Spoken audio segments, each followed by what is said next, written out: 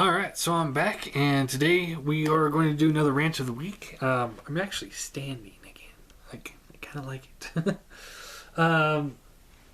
But this rant of the week is about the character of Megatron. And this is over the course of 4 different series that I'm familiar with him on. Being G1, the animated series, the G1 cartoons, the Transformers animated, the live action movies, and Transformers Prime. And we're just going to kind of go through, and I'm going to say, you know, what I think, really worked for the characters, what really didn't. So starting right off, just like the Optimus rant, I'm going to start with the live action movies because I think that was the worst incarnation of Megatron that there ever was. I kind of get lost in it every now and then and just be like, you know what, he was kind of cool. But honestly, if you really sit back and think about it, he really was a terrible leader in the movies. So you start off his story arc, and this is major spoilers ahead. In case you guys haven't seen the movies, don't watch this video. But to start his story arc off, he seemed like a badass because he went to Earth trying to find the cube. He get frozen in some ice. Although that's not a very badass thing for a leader to do. He went off by himself, tried to find the cube by himself, got lost and crash landed in the ice field, frozen, and drugged back to America where he was hidden under the Hoover Dam and dissected for technology.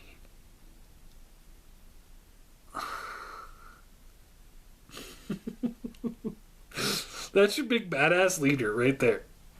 Okay, so he does one badass thing in the first movie, and that was rip Jazz in half. But dude was a quarter of his size at most. That'd be like if I were to rip a baby in half. People would be like, that's just mean. So it wasn't that impressive. Like Optimus, when he killed Demolisher, who was like 3 times his size, that was impressive. Megatron tearing a small child in half, essentially, not so. And that's really all he did in the first movie. He did beat the crap out of Optimus because Optimus sucked in the first movie. But, he was barely in the damn thing. And he gets killed by Sam. Yeah, Sam had the cube, but really he got shot down because Earth jets got in the way and started shooting him. And then Sam finished him off. Okay, so the Autobots didn't defeat Megatron. It was humans that defeated him entirely. Okay. It turns out that he's the whole time... This is another thing that really bothered me about his character in the movies, is because when you stop and really think about it, all the other movies and incarnations of Megatron, he's the leader of the Decepticons. Sometimes he's said to be the first Decepticon. Sometimes he's, maybe not. Maybe the Fallen is, but he's always the leader of the Decepticons. But in the second movie, you find out he's listening to the Fallen. He's worshiping the Fallen. He's like, my master, what do I do now? It's like, okay, that really takes him down a peg. Unlike Darth Vader, who was, a big badass in the first Star Wars movie, the real first one, New Hope. He was a real badass there. And in the second movie, you realize that there's somebody above him, and that's the Emperor. And it doesn't go into that, well, you know what? He's not as badass because he's not in charge. The Star Wars, like Darth Vader and the Emperor, was like, wow, if Vader's that badass, who's that guy? You kind of get intimidated by just the thought of the Emperor because of how powerful Vader was. And I know I just kind of went off on a Star Wars tangent there. But it doesn't work the same way in the Transformers movies because Megatron had such a weak showing in the first movie, and then he had to get repaired, and you know, and revived for the second movie, and you realize, dude, you weren't that good in the first movie, and now we find out you're not even the real leader of the Decepticons. The Fallen is. Everyone else, you know, they've been following Starscream and the Fallen this whole time while you've been dead. So, sorry about that. So anyway, you find out he's just working for the Fallen. So everything that happens in the second movie, he's just, it doesn't seem that impressive once you realize that Megatron's not really the one behind it. It's all the Fallen. The Fallen's doing everything. The Fallen's the one that threatened the humans in the second movie. The Fallen's the one that made everything intimidating, and you know, Megatron was just leading the attacks. Megatron essentially is now in the is filling in the footsteps or filling in the space of Starscream in all other fiction. Because Starscream's always the second in command. He's always the one that, you're not necessarily the second in command, but he's always the one that helps lead them in the battle. And Megatron's the one that's, you know, the leader, you know, leading, you know, behind the scenes kind of thing. And it really kind of knocked him down a few pegs for me. And I was just like, really? That's Megatron? He's just a puppet for Optimus or for Fallen? It's like, you know, whatever. And then you find out in the third movie that now it's like he cannot function on his own. He's incapable of leading these Decepticons by himself. So he hooks back up with Sentinel Prime. Okay, Sentinel Prime is deactivated. They led the Autobots into finding Sentinel Prime to revive him. It's like you deliberately went out of your way to revive somebody that's going to take command from you. And you can clearly see that Megatron, you know, he's trying to be assertive, but Sentinel Prime's just beating the shit out of him, just throwing him around, just like, you know what, no. You're listening to what I say, and this is how it goes. And that's how that girl at the end of the movie was able to convince Megatron to help Optimus and not Sentinel, was because Sentinel's in charge. Megatron is a pile of scrap sitting on the side of the road. I mean, during the big climactic battle, Megatron is literally laying against a building because he's exhausted. Worst Megatron ever. I'm sorry, I know he did some cool shit in the movies, and there's some scenes where he was just like, you know, this is badass. But ultimately, he really, really sucked. I mean, just wow. Kudos to you, Michael Bay, for destroying Megatron for us. Then, okay, so now that we've got that, and then of course, you know, there's the Age of Extinction, him coming back as Galvatron, and that's something else of, fuck you, Michael Bay.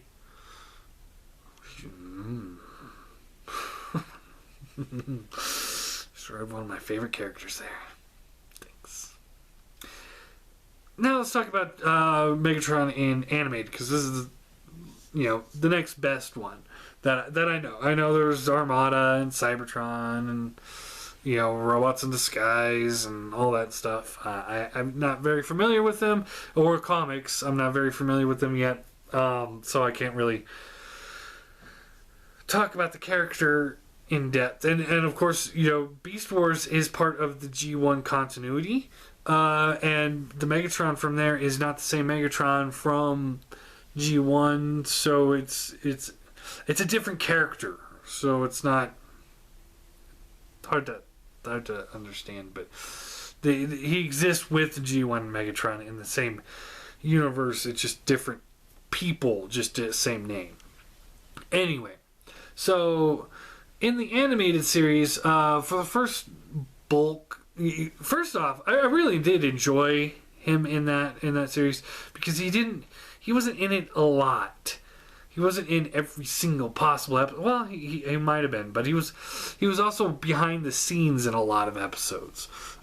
He was pulling strings. He was, the first season, I think, he was just a severed head inside a lab.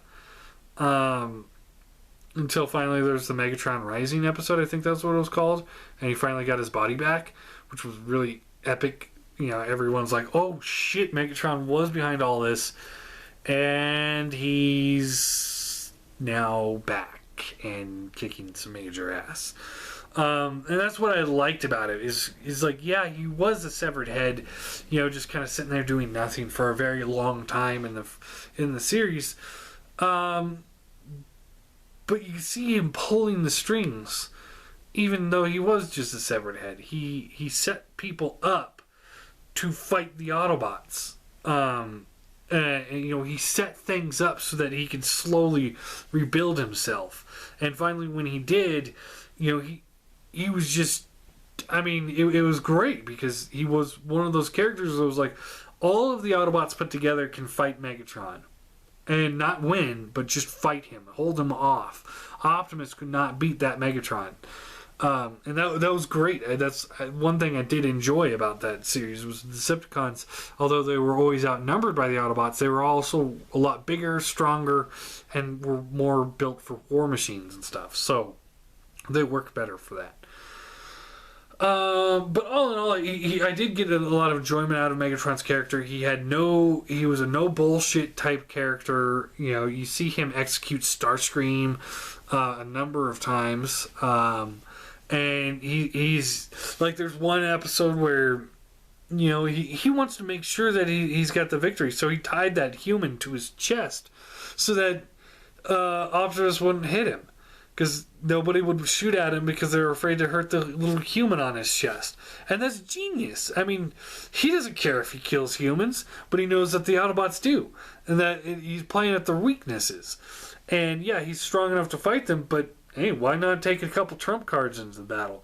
It's a cheap little way to win, but you know what? That was a good... it was a good way to fight. Because that's just the way I would imagine that Megatron being. So he was a very good Megatron. Still not the best, but he was fun to watch. And then the next best one for me was the G1 Megatron. And I know I'm going to get shit because I'm not putting G1 at the top of the top tier. I had some issues with the Megatron in G1. Primarily, sometimes his plans were so overly convoluted that you just sit there and go, what the fuck, dude? And then there's other times where they're so simple, like, we're going to take this dam. Why? Why are you going to take a dam? I understand you can get some power from it and all that, or energon from it, but why?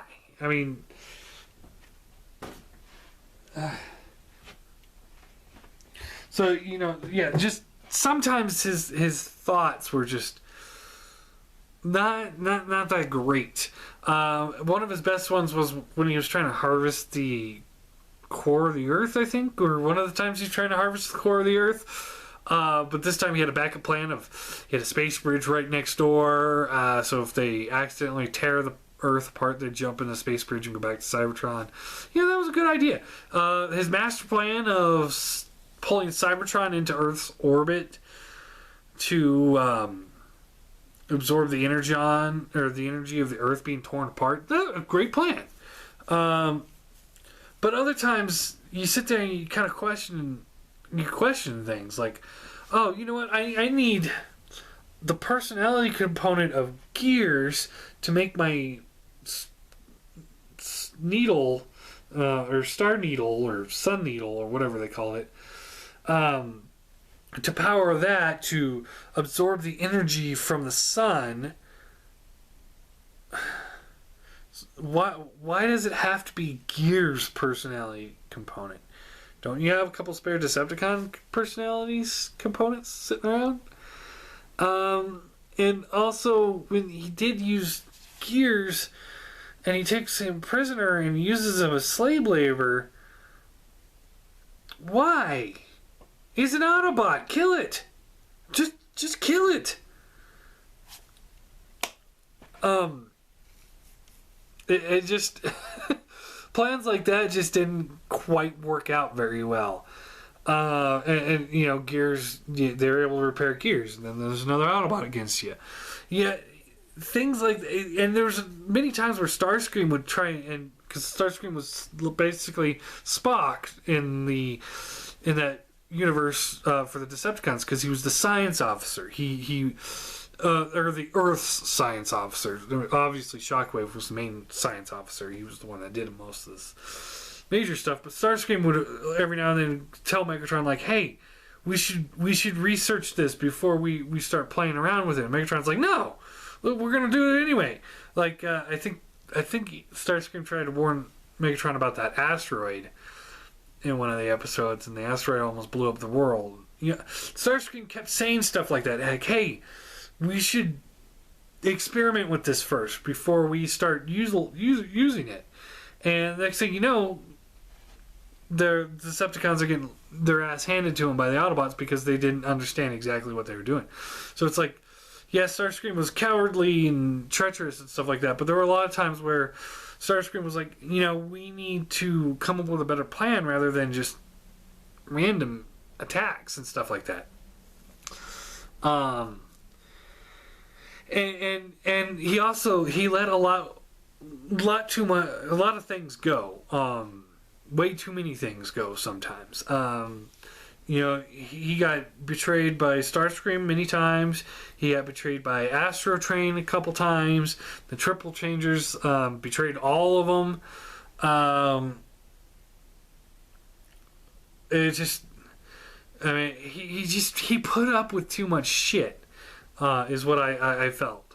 You know, obviously when he became Galvatron, he stopped doing that because the first thing he did was kill Starscream.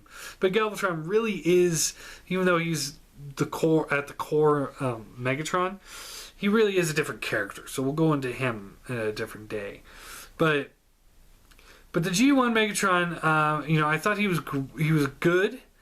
But sometimes flawed with his logic and not listening to everyone else, and just he kind of fell a little short here and there, and he could have done better. Like when he built the Stunticons, and he goes to Cybertron and he gets them activated and he steals the key to Vector Sigma. The real question would be why? Why would you... First off, if you don't want the Autobots to build more, you know, turn off the space bridge, dumbass. I mean, every time the Autobots need to get to Earth or Cybertron, what do? They sneak past your defenses and steal your space bridge. Have Shockwave just flip the switch, turn the damn thing off from Cybertron, and then every time you need it, just call him up. Hey, Shockwave, power up that space bridge so we can send you some shit. You don't need to leave it on 24/7 and just wait and hope that the Autobots or Dinobots or the humans or more Autobots just happen across your space bridge and decide, oh, you know what, I'm going to use that to go to Cybertron real quick to do this. It's like, what? Really, dude? Come on. Make it a little bit harder for them. Actually, now I'm thinking about it, I think it was Omega Supreme that flew in there. But my point remains. I'll have to rewatch that episode. I can't remember. But my point remains that every time something went wrong, they would just hop on the space bridge and fly over there. And it's like, really? That's a horrible defense strategy there. There's so many things you can do to make your defenses better, and you're not doing it because you're not thinking. And that's the biggest problem with him. He was the epitome of a Saturday morning cartoon villain. And I know that's... I know that's hard for me, or hard to understand when I'm saying that, because we are talking about a Saturday morning cartoon. But the typical villain of the week, you know, Shredder from the Ninja Turtles, you know, yeah, he was intimidating at first, but after a while you just kind of sit there and like, Can we get somebody else, please? Just stop. You're not going to win. You've got the same plan over and over and over again. I mean, really? You think you're going to talk the Dinobots into joining your side? I mean, yeah, it worked for a little bit, but it didn't work forever. And then you do the same plan with Autobot X? Really? That's your plan? One hodgepodge Autobot trying to beat the Autobots? That's it? That's your plan? I kind of question your plan.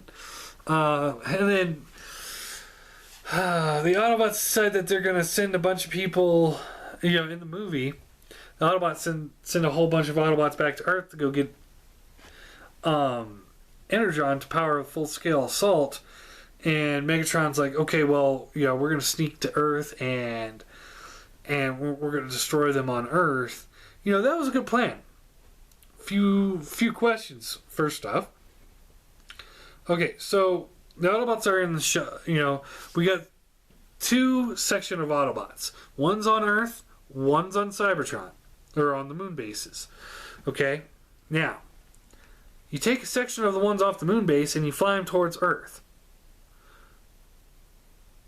So there's not very many left on the moon base, is there? Why didn't you just crush them there?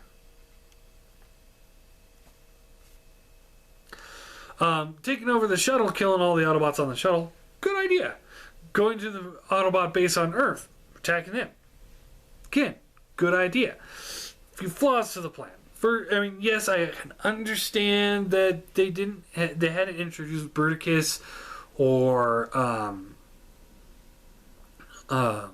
Minosaur into the animated series before they start doing the movie, so I guess you can't really say that they should have been in there.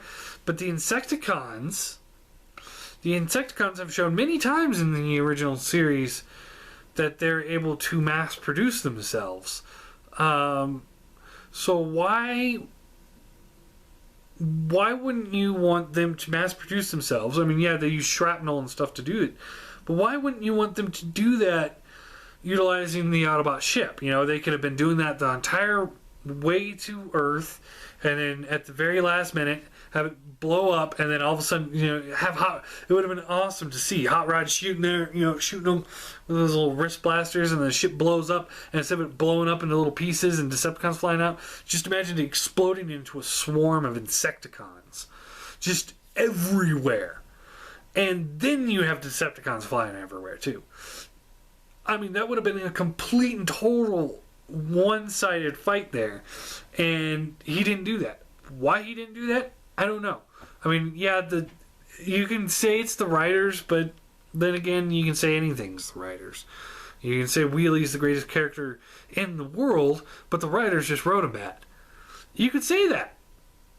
Doesn't make it any true. So it's like Megatron's supposed to be leading this battle. He didn't use the Combaticons because, excuses.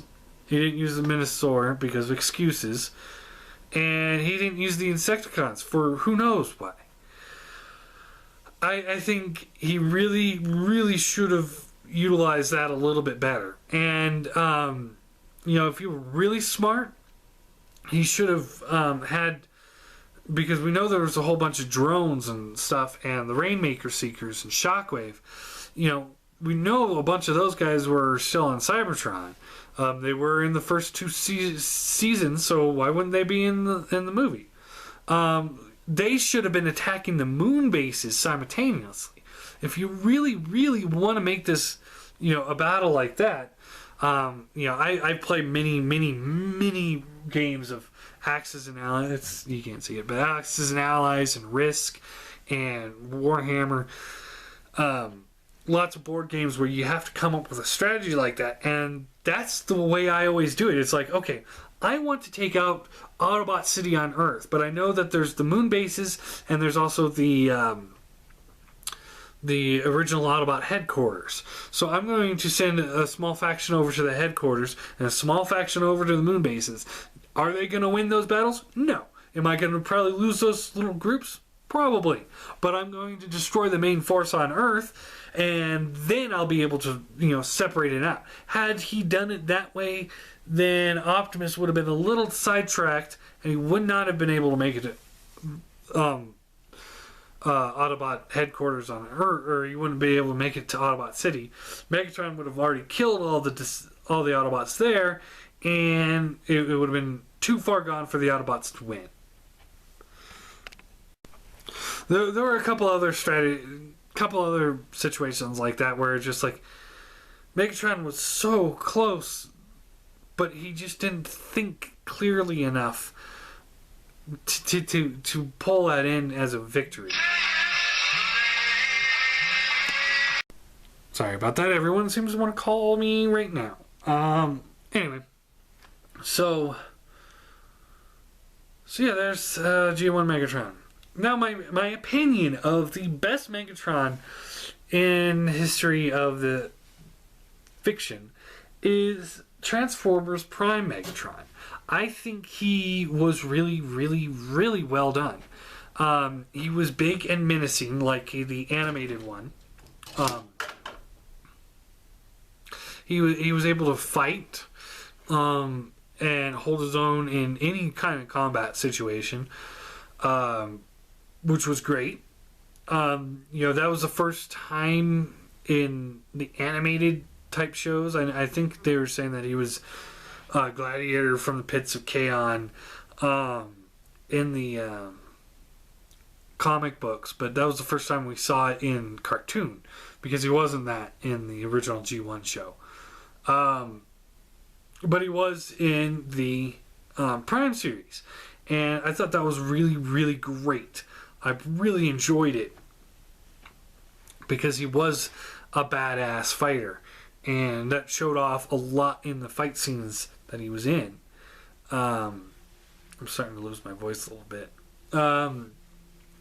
But he did so much awesome stuff in there. And, every single time he came up with a plan, yeah, he didn't always win. He didn't always win. But sometimes he would win. He won more little mini fights in Prime than he did in all of the G1 episodes. Because it was always like in the G1, Megatron would win, the Autobots would come back and beat him in the end.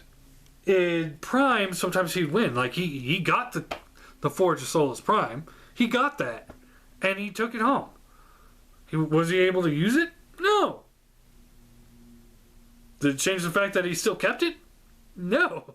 That was awesome. I love that about it. He's like, oh, I can't use this, but I'm going to make sure nobody else can. I'm not going to destroy it because it might actually come in handy someday. And he just set it aside. He came up with things like that where he would, he won some of those little campaigns to get those relics. When he first came down, he had the Dark Energon. Everyone was a little concerned about it because everyone was concerned that, one, he was back, and two, Starscream was like, oh, don't use it on yourself because it's untested. But at the same time, that was one of those, one, Megatron didn't want to give anybody else that opportunity to get that power. But also, he was testing something unstable on himself. You kind of tell that he didn't want to test it on somebody else, not knowing what it would do to him. If somebody's going to die for his experiment, he's going to do it himself. I mean, he did offer Starscream the chance to try it out, but Starscream said no. And his master plan at first was just use that Dark Energon to revive zombie cons everywhere and use those to conquer everything, and then have his main troops be the main Decepticons and just use his zombie cons to do the fighting for him, which is a good strategy. Use the bodies. Use the bodies of your fallen comrades and enemies to fight your battles for you, and you just sit back and just watch. Maybe do a cleanup crew. That's a perfect strategy. I mean, if you were ever going to conquer a country or something like that, wouldn't you want to zombie apocalypse to happen right before you tried that, and especially if you could control the zombies, it was a great plan. I mean, yeah, it had its flaws, but ultimately it was a good plan. No plan is without its flaws, and no plan's without a little bit of chance. But he did have a pretty good, solid plan there. And then, it all blew up, and Starscream took his dark energon from him, which left him comatose for a while. But he was eventually able to come back. And it turns out that now he has to have the dark energon and his spark to survive. But when he did come back, again, it was just like, oh shit, there's Megatron. He was a badass enough fighter that if Optimus wasn't there, it took the entire Autobot team to hold him down, to just fight him. And it was very clear on the few occasions that he fought everybody. It was very clear that at any given time, he really could just kill everybody in the room. And that was one of the greatest things about him. And he had no remorse whatsoever. He was just such a great villain. Like when Unicron, when he tried to start following Unicron, one of the first things he said was, we'll rule this planet together. And Unicron didn't want that. Unicron wanted to get up and stretch and destroy the Earth. And Megatron didn't want him to destroy the Earth. Yeah, Unicron ended up shunning him. But then Megatron quickly realized that the only strategy left would be to fight Unicron. And that worked out really well because that was a great episode. I really enjoyed watching Megatron team up with Optimus and the Autobots and going in there and fighting Unicron together. And then in season 2, it's like, yeah, there were minor plans going on, but usually you didn't see Megatron's master plans until he had an actual master plan. It was one of the other Decepticons that were doing some minor plans. Arachnid's doing some sort of minor plan with the Insecticons. It's like, okay. Megatron shows up. Everyone tries to assassinate Megatron that one episode, and he killed everybody, which was great. I just think he was a lot better written than any of the other Megatrons. He did briefly have the leader in Unicron, but not entirely. So he was the leader of the Decepticons. He didn't take any bullshit because, Starscream. Yeah, he beat the crap out of Starscream a few times because Starscream wasn't listening to him. But at the same time, you could tell that he liked having Starscream around because Starscream was the Air Commander. And you can tell that he respected Starscream, and Starscream's in a command role for a purpose. When Arachnid left Starscream behind, Megatron got so mad because he now had his second command is now, with the Autobots. And he was pissed off. He's like, not only could Starscream just undo everything that the Decepticons have built, but also Starscream could, he was such an asset for Megatron. And Arachnid, in season 2, he quickly got annoyed with Arachnid and was going to have her executed. He didn't care that he killed Dreadwing. Starscream was his second command. He was loyal to Starscream as his second command. He always wanted Starscream there. Yeah, he had problems with him because Starscream was a treacherous little bastard. But it was great to see Megatron not kill Starscream for that purpose. But he also, you could tell that he didn't put up with treachery because he would execute the ones that didn't betray him or that didn't listen to him. He killed Dreadwing because he wasn't listening. Even though Dreadwing was a better fighter than Starscream, that doesn't make him a better troop. So it was things like that was very well written. Just the way he would have things planned out. He did that where I was sitting there thinking, in G1, had Megatron separated his forces a little bit better in the Battle of Autobot City, he did do that. When they realized that there was a whole bunch of relics out at the same time, he separated his forces, but he separated them in a way that, if the Autobots separated to try and fight him, they would have a really hard time to get those relics.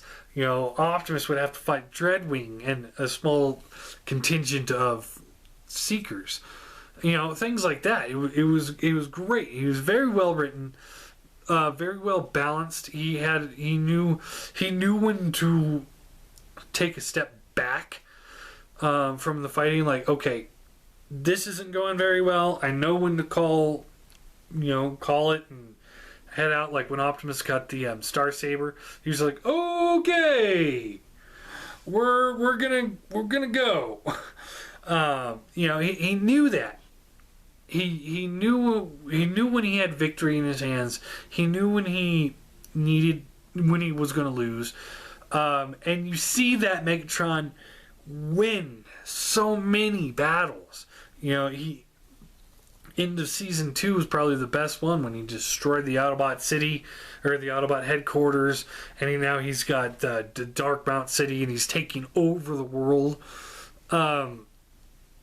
It was great. He was a great villain. He wasn't as cartoony as the G1, and he wasn't just some mindless drone in the movies. I fucking hate that. But anyway, so that's my thought on the character of Megatron for the series I know. So again, let me know what you guys are thinking of this little mini series. Hopefully you guys are enjoying it. And